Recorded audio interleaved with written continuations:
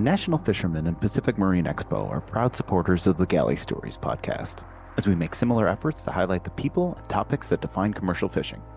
You can see what that looks like in print and online all year long, as well as every November in Seattle, when this community comes together at PME. Check out nationalfisherman.com and pacificmarineexpo.com to learn more. Hello guys, welcome to another installment of Galley Stories, Stories of Bering Sea and Beyond. I am your host, Mark Kaler. And again, we're coming from the Pacific Marine Expo, and thanks to National Fisherman Magazine for our little bit of booth space here to do some recording. Today I've got captain and boat owner and extraordinaire, fleet commander, fleet manager, John Franklin. John, how are you today?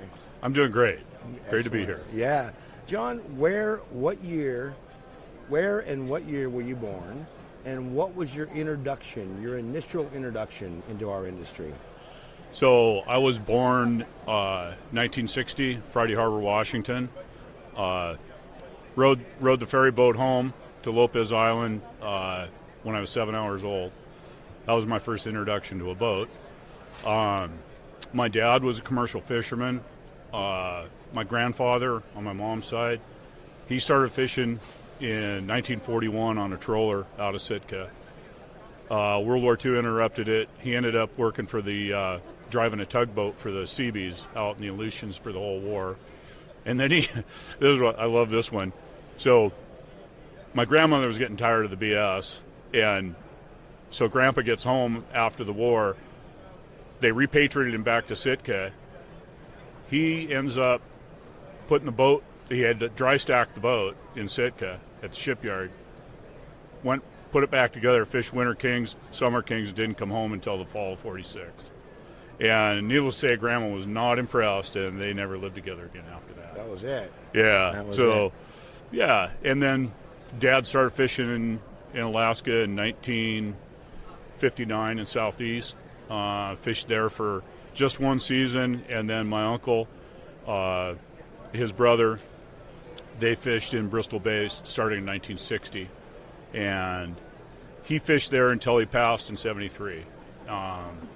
And I started fishing with him in Puget Sound when I was 8 years old, gill netting down. We used to, back in those days, you could actually fish clear out to Tatoosh Island, and so we would start early part of the sockeye season out at Tatoosh and fish out of Nia Bay. And then you'd come fish the salmon banks down the Salmon Islands, and then up to Point Roberts at the end. Just follow the fish on their way up to the Fraser. Chasing that tail. What's that? Chasing that tail. Oh yeah, absolutely. Yeah, it was. So after my dad passed, and I would fish with my buddies and fish on. Now wait a minute. How old were you when your dad passed? 13. Okay, so Yeah. you fished with your dad from 8 to 13. Yep, down here in Puget Sound. Didn't go to Alaska, and then I ended up going to, my buddies had boats, and my uncle had a boat, so I kept my fingers in the fishing. Went crabbing in the winter when I was in high school with a guy from the island. What was your first paid commercial fishing? Fishing with my job? dad. Okay, so what were you paid, and what was your job? Oh, picking fish, and it was 10 cents a fish. 10 cents a fish. Yeah. That actually could work out pretty good if you're fast. Yeah, and I ended up, saved enough money to, I guess when I was 10, I saved enough money to buy a double barrel shotgun. So, and it probably helped with your math skills. 1, 2, Oh yeah. 3, 4. Oh yeah, exactly. What do you recall what the highest number you had in your head is after a pick? Yeah, the most when we were fishing. Well, you got to remember there was like 700 gill net boats back in the day in Puget Sound. Yep. And so, it was, I think, the biggest night that I ever picked fish. I made $1.50. $1.50. $1.50. Wait a minute.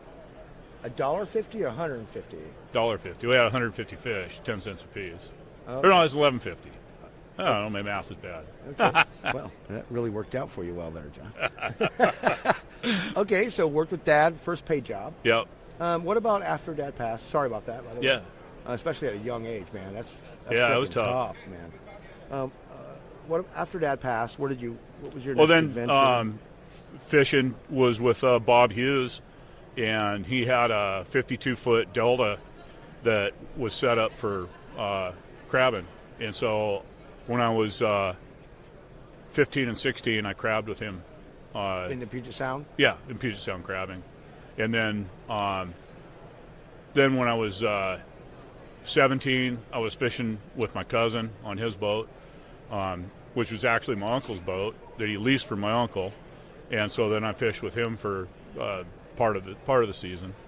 And then after that, it was I didn't work my senior year in high school, but then I started to go in Alaska in 1979 on a tender. Okay, so let's talk about that. What took you there? How did you get that job? And Okay, well, it was a cool story because from you, I know you pretty well. Yeah. So it's got to be a cool story. Well, so there's this fellow. His name is Ken Anderson, and he actually worked for Trident as a captain. He ran the Viking for a few years. Ken Anderson wanted to build a tuna boat, and there was a fellow on Lopez that was a shipwright, and so they decided that they were going to build this boat. So he brought the Power Scout Erling Jr., which is now the Otter, to Lopez Island and was staying on it. And my mom's cousin ran the marina that he was staying at. And he told me, he goes, hey, if you want a job in Alaska, you should go talk to Ken Anderson. And so he introduced me to Ken, and I went down and talked with him, and the oil stove was running on the old Power Scout. It was nice and toasty. Sat down with Ken and got a job. That was it. Yeah, so we went and did. In February, we went up to East Pendrell Sound From Seattle? from Lopez. From Lopez. Yeah, On the boat. On the boat. Okay. And we went up to pick up oyster seed. It was East Point Seafoods, which had 2 oyster plants down in Willapa. And so we went up and picked up oyster seed, and then came back, got the boat ready to go to Bristol Bay. Okay. Let's keep going. Yeah. What was the next adventure? Well, How long was that one? And that was about 2.5 weeks. Because they had a big storm blew through there, and they have all the oyster shells. They're drilled, just an oyster shell with a hole drilled, and they're strung like a necklace, and they're hung from rafts.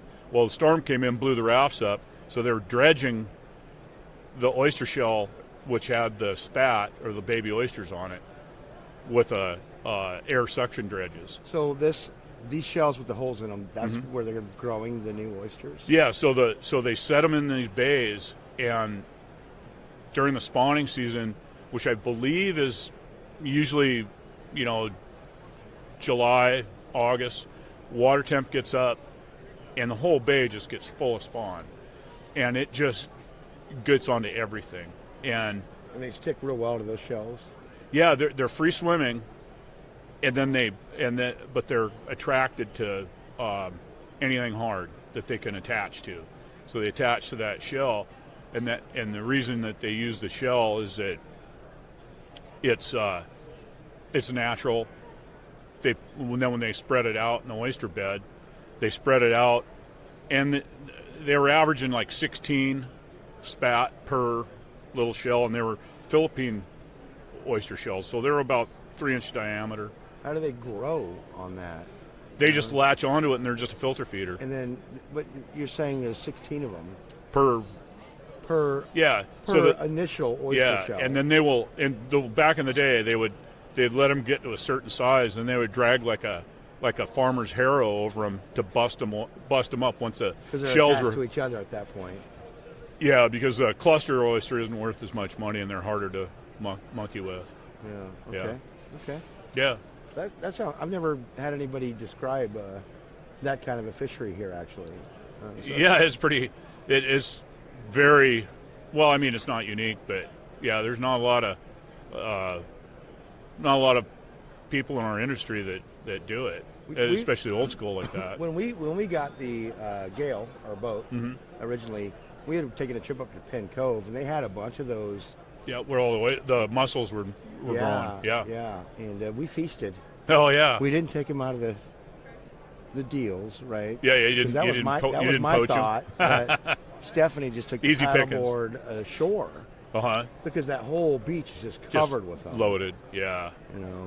So not to get off your topic, but so all right, where did you go next, John? What was the So next adventure? then, when we brought the boat back, then I stayed on the boat, and we were tied up at Lake Union Dry Dock, and we were doing, annual maintenance. Hauled the boat, tore all the sea chests out or apart, made sure all the sea chests were in good shape.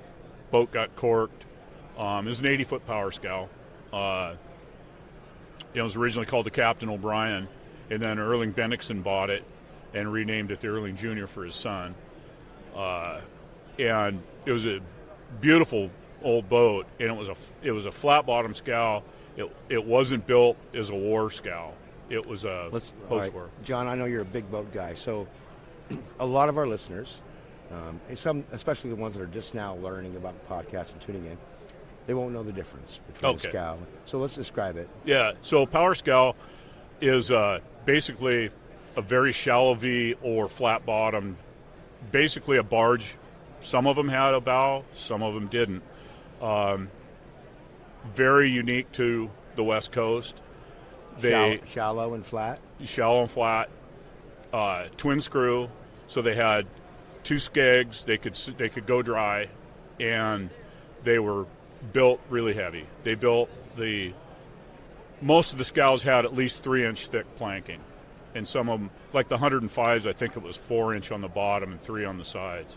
And so there was the cannery built scows, there was the war built scows, which in World War II they built an 86-footer and they built a 105-footer, and there's a lot of the 86s, and they used them predominantly in the Aleutian Islands, and they were lighters for freight, hauling freight in from the cargo ships to the beaches, because they could beach them and go dry and then offload it, wait till the tide came in, or if they had a dock facility that didn't go out very far, they could just shuttle it back and forth. And that's the Aleutians don't have a huge tide change, so not like a Bristol Bay. Not like Bristol Bay, yeah. It's just a few feet.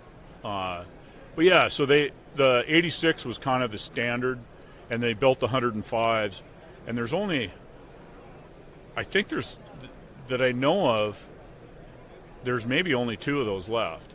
Lois Anderson is still running, and the Deer Harbor 2 are the only 2 that left. But there's still a handful of the 86s around. They were built tough, right?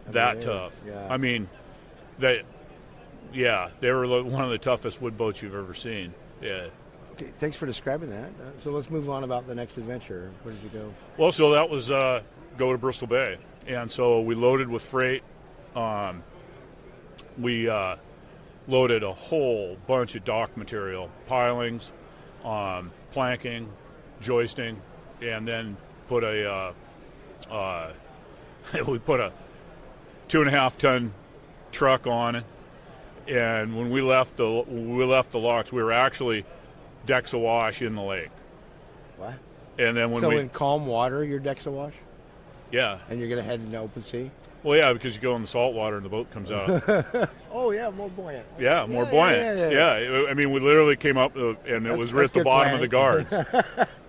Yeah, it was, Coast Guard would absolutely shoot you for doing that today. Sure. But those boats were amazing boats. I mean, it really is a testament to the people that build them. They're still around. Yeah. I mean, think about how many boats we know that were built in the 80s, 90s are all gone. But yet some of those old girls, Bellina. Yeah. Yeah, Bellina's still going. Still around. And wouldn't it be something if you could interview a boat? Oh, I know. You know what I mean? And the stories. Just get Yeah. Bellina, hot tub. Yeah. soft serve ice cream. Yep. I mean, this boat sees Yeah, some people. shit, you know? Yeah, well, you tell me. Yeah, this guy's got a hot tub built into the hull. Right. You know. Yeah, it was. Yeah, Leland Daniels was one hell of a guy. He was a hell of a guy. So how did your commercial fishing progress from there? Okay, so I got off the boat. I got in a pissing match with the captain because he was a Scientologist, and things were getting a little bit weird. So I went up to the cannery superintendent, and I said, I got to get off the boat. And he said, well, why is that? Well, Kenny and I aren't getting along too good. You know, I just got out of high school, and here's a guy that's like trying to act like my dad, you know, and tell me what I can and can't do. Well, you know, that works with a 19-year-old. Not very well. And so he says, well, what can you do? You know, I said, well, I can do whatever you want. I said, I'm pretty mechanical. And he said, well, what was your last job? And I said, drilling water wells with my stepdad and another guy. He goes, oh, can you run a drill rig? I go, yeah, completely bullshit, man. Never ran one by myself, but my stepdad was just a phone call away. So the old man, Erling Bendixson, I can't remember if it was Gary. Yeah, it was Gary Kortner, I believe, was the superintendent. I might have that wrong, but Chris Evans was the office guy. They get a hold of the old man and say, hey, we got a guy here that knows how to run a drill rig, because they had problems with fresh water there. They had a lake that they used for processed water, and they were always running ragged edge on water. And so nobody showers today. Exactly. I mean, yeah, literally water restriction. Nope, yep. You've been there. Yep. Yeah, and so I went out and looked at the drill rig, and it needed work. And the guy that tried to drill water well before, drilling water wells is a whole different program. But long story short, he had the bit wasn't right, and it would stick, and then it would snap loose. Everything was a mess. So I went through the drill rig, rebuilt it, and drilled the first well that summer with it. And then the next year, while I was running that drill rig, it was right next to the fisherman's bunkhouse. So I'm out there pounding away all day with this old cable tool. And a fisherman by the name of Jack Lohman, who was from Anacortes, and his nickname was Hungry Jack. And so he sees me out there, and he says, hey, he goes, you interested in fishing? And I go, yeah, sure. He goes, well, you know, next year, he said, he gives me his phone number. And I didn't, I really didn't know the guy. He had a good reputation. And so then I got on the boat with Jack, and he had just built a brand new 14-wide Modutech called the Hungry Jack number 10. That was his 10th gillnet boat. Mm-hmm. Hopefully the other 9 made it, though. What's that? Hopefully the other 9 made it. Oh yeah, they all did. He never sank one. He just every time he had a chance to upgrade a boat, he did it. And so then the next season I went up and I just fished with Jack, and he was in the midst of basically having heart failure while he was fishing. Just didn't have any energy. We finished the season. He gets off the boat, goes to home, checks it, and they checked him into the hospital. His heart rate was 30. And the guy had been fishing all summer like that. Tired, exhausted, but pushing through? Yeah, he was a hell of a guy. He was hungry. Oh, fuck. Yeah, and he didn't need the money. He didn't need the money. Fuck no. He owned a whole bunch of real estate on Mercer Island, and he also was a part owner in the 107 Marco, the West Point. And so he was partners with Bert Isaacson and Pete Haugen. And so, but he just loved killing fish. He's like, anybody that's in this industry that doesn't love killing fish, you got to get the hell out. You got to love to kill fish. It's just the way it is, and so it was fun. He hired me back for the next season.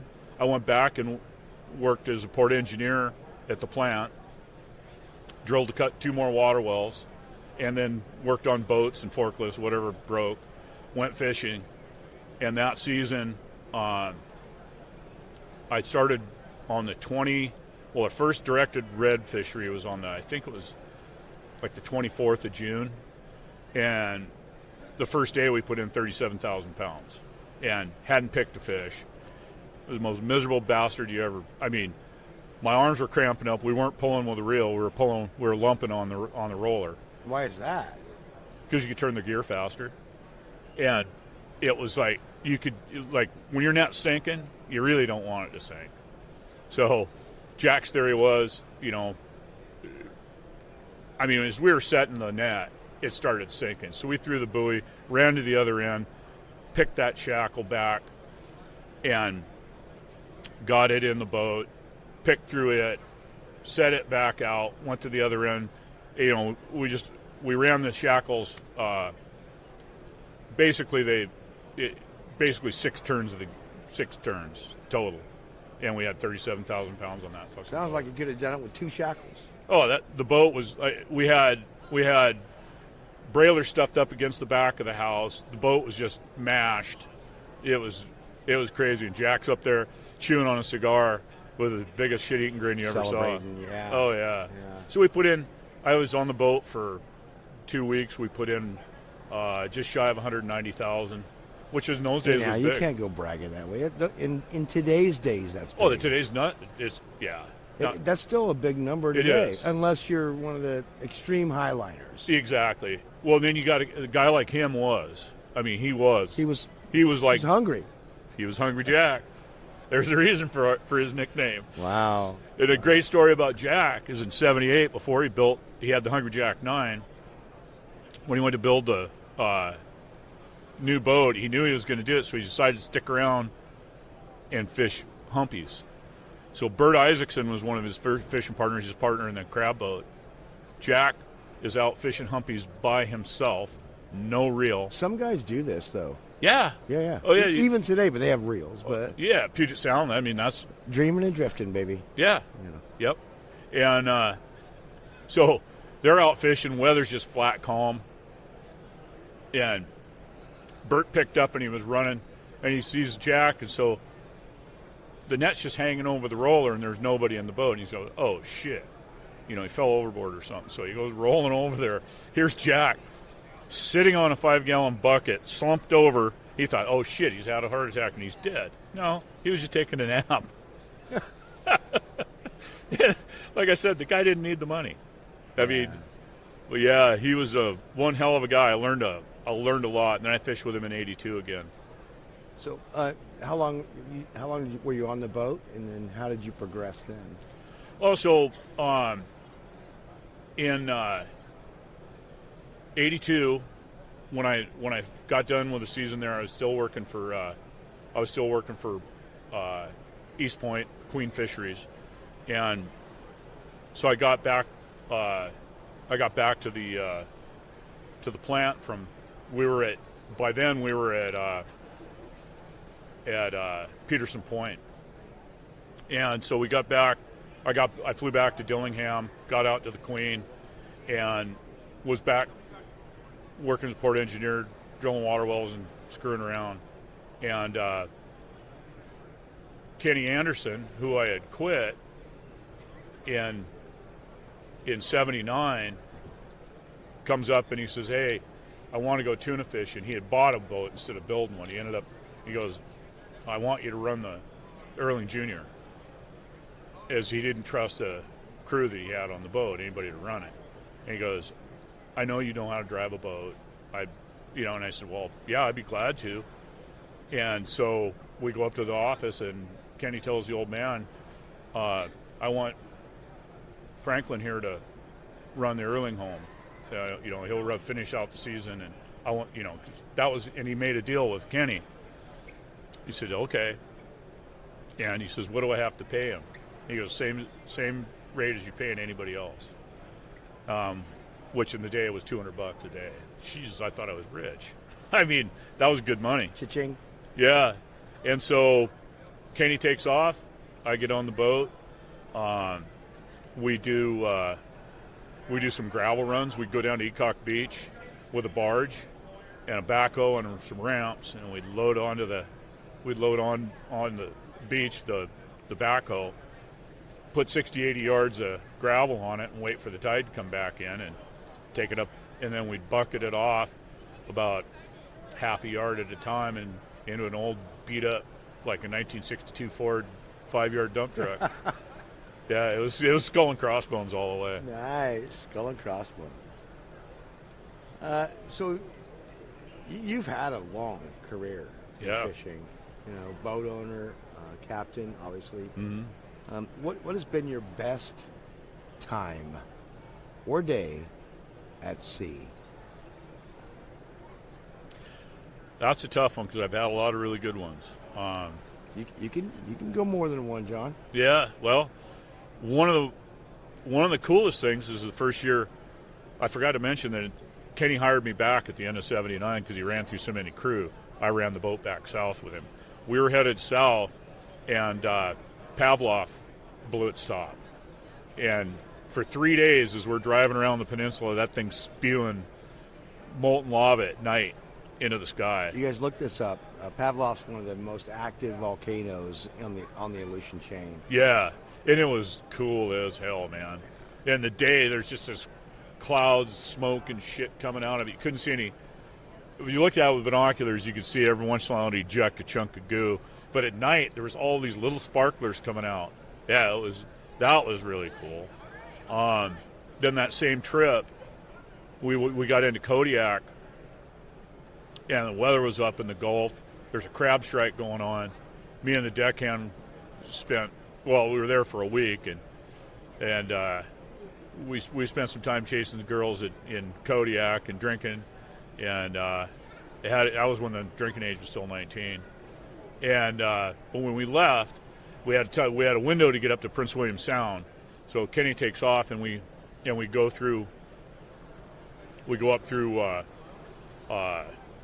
Marmot Pass, and we come out of Marmot, and we're about 6 hours out. It's a little rolly, but it's pretty nice. And the engineer, he had the midnight to 4 watch, and I had the 4 to 8. So he comes and gets me, and I get up, and sitting there on watch, and I walk out on the bridge wing, and I look back, and I could see all this splashing behind me. And I said, man, what the hell is that? I grabbed the binoculars. Look, it's all these dolphin. I mean, hundreds of them. And they came up right behind us on either side of us. My estimate is there was at least 400 of them. And they were playing in the bow wake, they were playing in the stern wake, and they stayed with us for like 45 minutes. Oh, wow. And I mean, you don't see that shit on a cruise ship. Nope. I had a similar experience with orcas. But orcas kind of, this is my understanding, and it worked out that day anyway, is they don't really change their course, right? They're just going along. And they happen to just come right along the side of us. And it felt to me like hours that they were there. It's probably, I don't know how long it was, but not long. I watched enough to where I went back inside. Oh yeah, shit, that's pretty good. They were just, it felt like they were just traveling with us. You know what I mean? Yeah. And so that was yeah. You bring up it is. I mean, experience. it's like it's the thing that have, I mean, all the stupid shit that I did to decide, run the boat through the Gulf and Bering Sea and whatnot. You just see these things that few people ever see, and you can't pay for them. No. You could try to, but they sometimes don't show up. Well, it's like, it's just one of those days where you get the shit beat out of you in the boat, and then something just amazing happens. Like there's whales breaching, or the sun breaks through, and the sun is shining on Kodiak Island, and it's just bright emerald green. And you just forget about all the ass kickings you just took. Yeah. You're still licking your wounds, but it's still pretty goddamn cool. Yeah. You got any other cool ones? What's that? You got any other cool ones? Another great day? Yeah. Week, month, trip? Actually, it was, I was running the Power Scow Louis Anderson, and we came across from Kodiak, headed for southeast, and it was rough enough that the engineer he was sick as a dog, and so it was just me and the other deckhand, and the engineer's girlfriend was working on the boat too, and she was sicker than shit, and so it was just me and Dale doing 6 on 6 off watches. We're up there, and it had been a crap crossing, just confused seas, shitty, and the old Lois was a pretty good sea boat. We weren't worried about that at all, but you're just tired of it. You're just two and a half days of just getting the shit beat out of you. You don't sleep. So we get across there, and it's starting to come down. We're off fair weather grounds, and it's looking good, and I'm on watch. Dale and I are sitting up in the whalehouse and playing gin rummy, and God, I look out and I'm like, oh, God damn, look at that. And he goes, what? I said, look up here. Look at all the whitecaps coming. And he's looking, he goes, I don't think that's whitecaps. Picks up the glass, he goes, that's whales breaching. And there was, I don't know how many whales for 20 minutes were just flopping everywhere. And you're just like instantly forgot the last 2.5 days. I'm sensing your greatest moments at sea involve wildlife. And I've known you for a while, and I would have never suspected your greatest moments at sea were wildlife. Yeah. I mean, that's awesome. I've always been in awe of it, Yeah. Yeah, ever since I was a little kid. Just especially whales. I know a lot of our seiners hate them, because they do a lot of damage to the nets, but you can't stop them. Yeah. You know what I mean? Yeah, I mean, they do what they got the right of way. Hey, they're going to go through your net. Nothing you can do. Look at your boat log. I mean, look at what is it, navigation for pilots or whatever? Yeah. Boats or whales have the right of way. Just steer, steer clear. Steer clear. Yeah. But, I mean, I've had some, real fun when we were doing the herring circuits, and the guys are really getting into herring, and I loaded the Oregon. I put 150 tons of herring on board the boat in 2 hours and 50 minutes with 2 pumps. And so Clayton and Bird Dog and Jimmy Jeff, Vardy, those guys were all... I know all those names. Yeah, you bet. And those guys were just crushing it. And I was laying right off of Kalukuk Bluff, literally 100 yards from the end of their nets. And they would pick the gear. One time they'd have 6 to 8 tons come over. I'd pump them off, and they'd just go back, and they just kept rotating back and forth like that. And busy day. Oh, yeah. And it was beautiful. One of those days, beautiful day. Just absolutely loved it, What about your worst time at sea, John? I had a lot of those. Let's start with the biggest one. The biggest, worst one ever was when we got a rogue wave. It's coming out of... what was the vessel? What was the year? It was the Oregon, and that was that would have been, I believe it was 2001, and so we were just heading south out of the bay, and I got off watch, and it was the usual, kind of crappy 8 to 12 foot,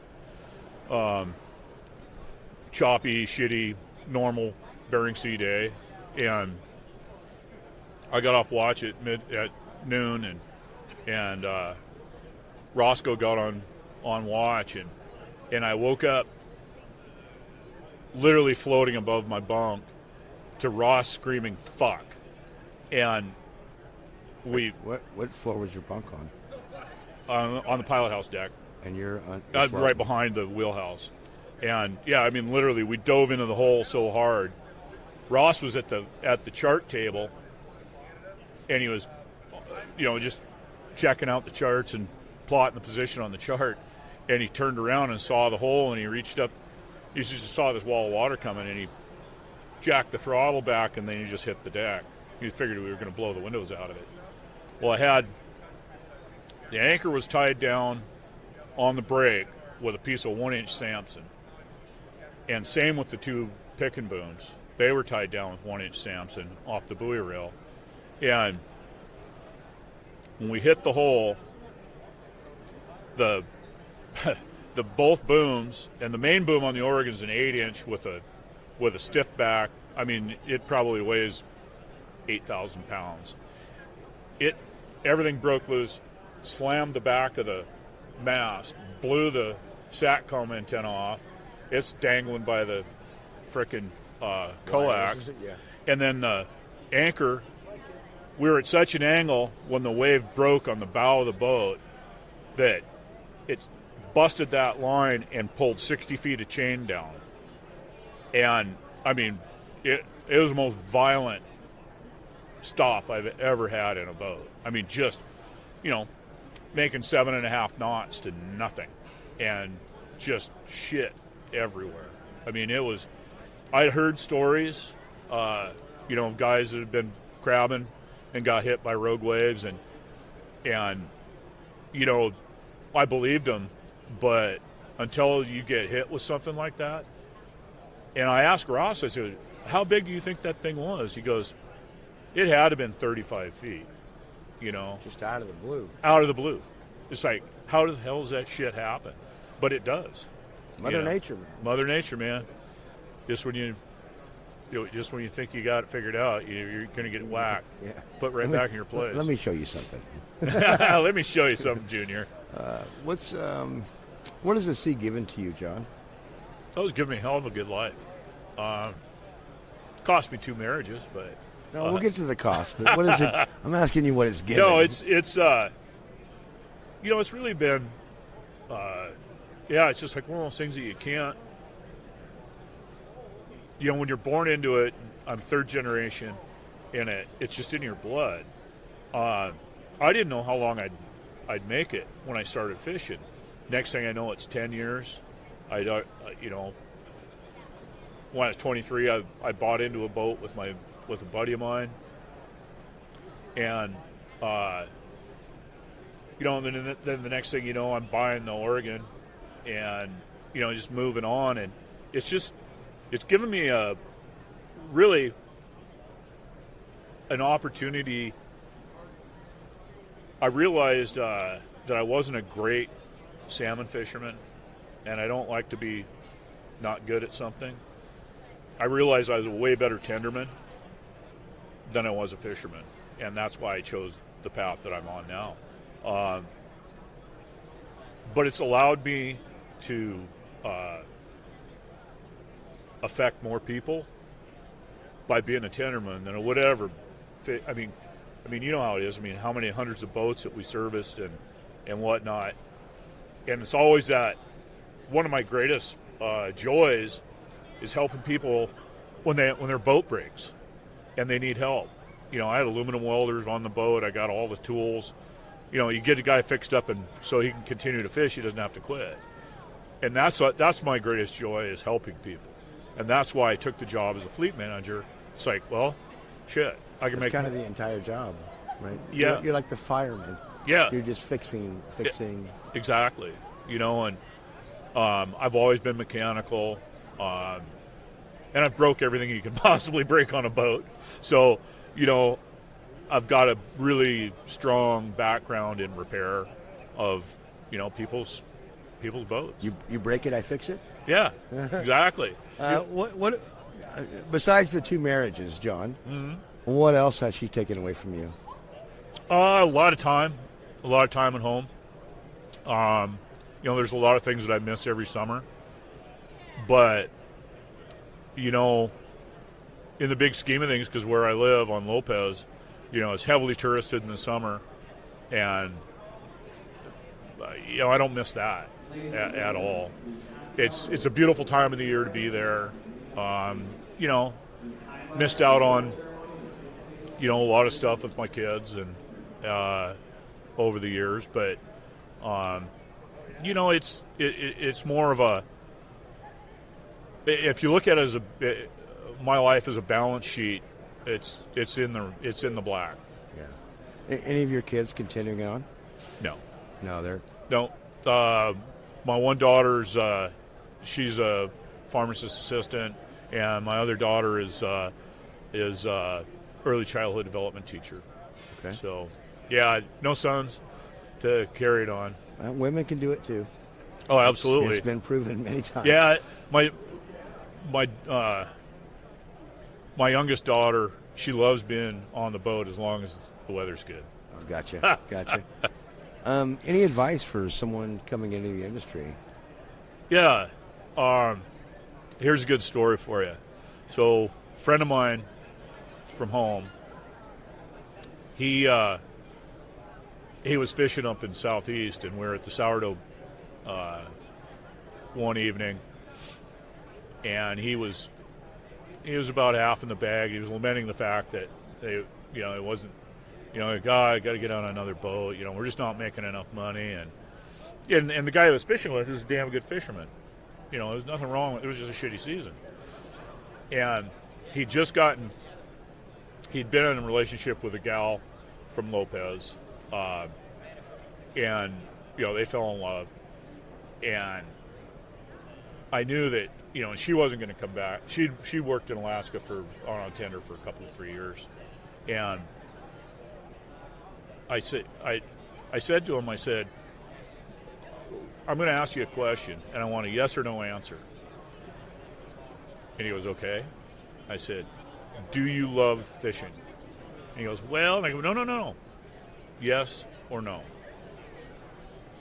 And he says, no. And I said, well, get the fuck out. Because she's the cruelest mistress you'll ever have, and she'll break your fucking heart if you're looking for a big paycheck.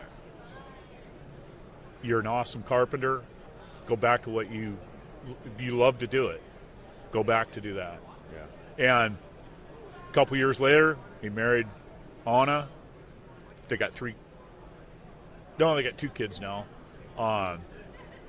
He owns his own contracting business, and he came up to me in the bar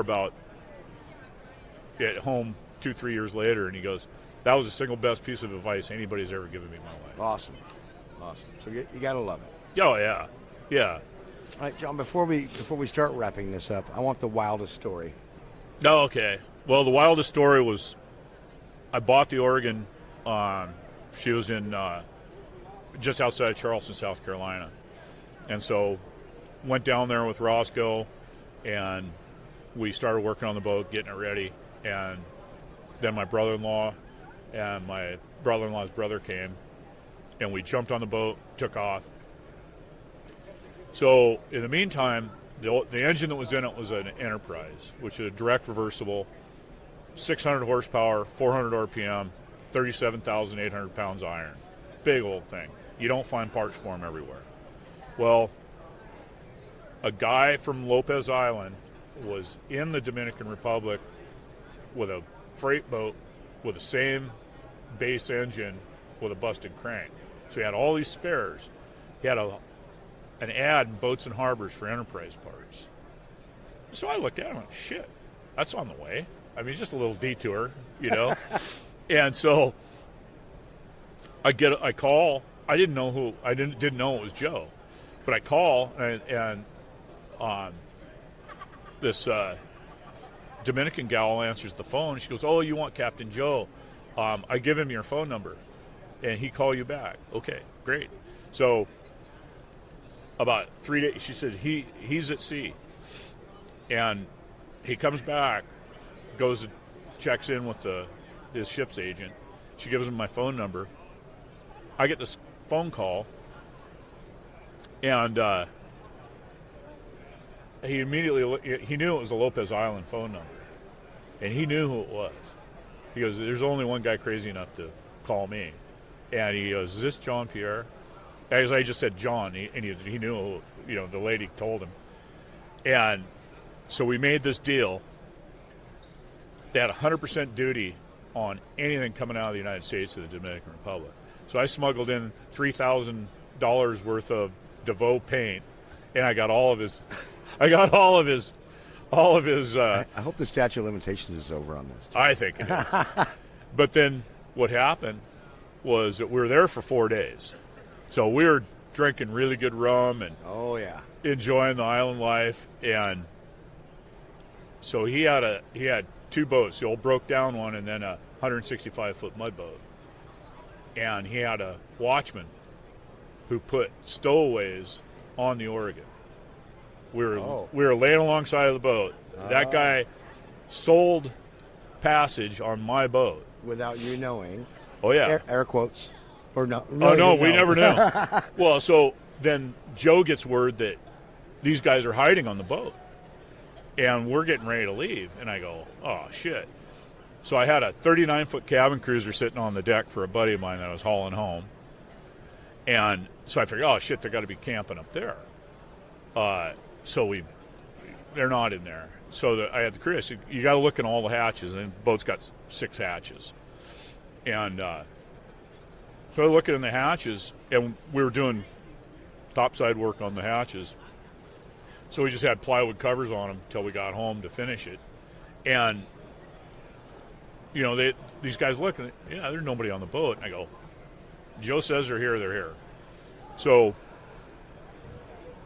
I popped I start looking, and I got to the port forward hatch, and as soon as I popped the hatch, I could smell garlic and BO. I mean, you could smell these guys. And so I had stacked a bunch of wood. There was these shelving about 2.5 feet off the bottom of the hatch, and I had stacked a bunch of wood, so there was a space, a 10 by 10 space down there. So I crawled down there with a mag light. Here's 5 Dominican dudes down there, and they had a bunch of food. They didn't understand the hatch is gasketed, and when we sail, the hatch gets locked down.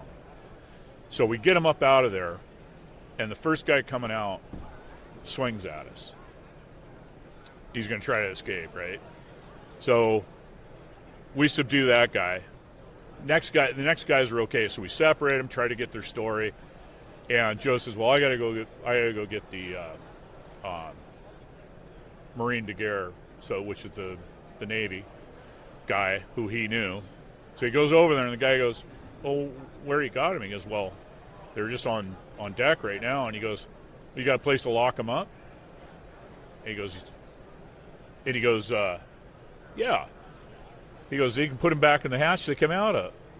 It's in the hatches. So we started putting them down the hatches. Well, the ones with the temporaries just have plywood lids on them. So we stick them down there, and as we're pulling the chains, we got one guy in the head up on the pilot house deck. Got him locked in there, and the other guys, he goes, "Let them suffer overnight. I'll come get them tomorrow." It was Friday evening. So we're pulling the chains to chain the hatches down, and these guys start popping up like jack-in-the-boxes. And the push rods on an Enterprise are about 3 feet long, about 1.5 inch diameter chrome moly pipe. They're like the perfect weapon. And so the badass guy that swung on us first, he comes up, and he's swinging, and so my brother-in-laws are there. This whole thing just turns into this Donnybrook Shit show. And so the one guy comes out and he swings at Roscoe, and Roscoe pops him a good one, and the guy drops his pipe, and he scurries over there. Sailboat tied off our port quarter. He jumps over there, is beating the shit out of this guy. He rolls off into the water, swims for it. Chip, this friend of Joe's, is there. He's like 6'7". This guy swings on him.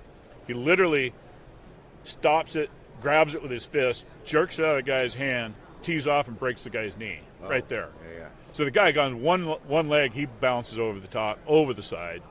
He swims for it. Well, the guy that pops up in front of me, I grab him in a chokehold.